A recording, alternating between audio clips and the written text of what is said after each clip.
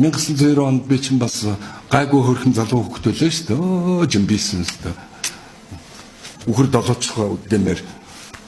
Тэгээд Европод энэ бизнес хийж байгаад ирсэн Чех, Польш тэндээс баахан өрөмбөл цуглуулад Германд очиод хуурам декларац баахан Кисроксор хийж байгаад 10-ын мөнгөөр тамга дарж байгаа айлын ингээд баахан өрөмбөл солиулаад нэг 6-700 мянган доллартай болдгийм байгаа зү.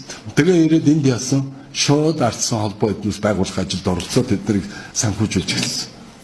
Машин тэрийг авч өгөөд тэр үед чинь элбэг дорж марч гачинууд байсан ш.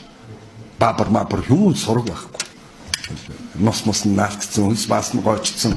Тэгээ нэг том хар бакал өмссөн, нэг ураг каракал болтой өмссөн. Тэм л юмуд байсан шүү дээ. Одоо нэрээ мартцсан ингээд бүр нэг хідэн үеэр луугны баян ихтгэлтийн хүүхэд байсан юм шиг царай гаргацгаа.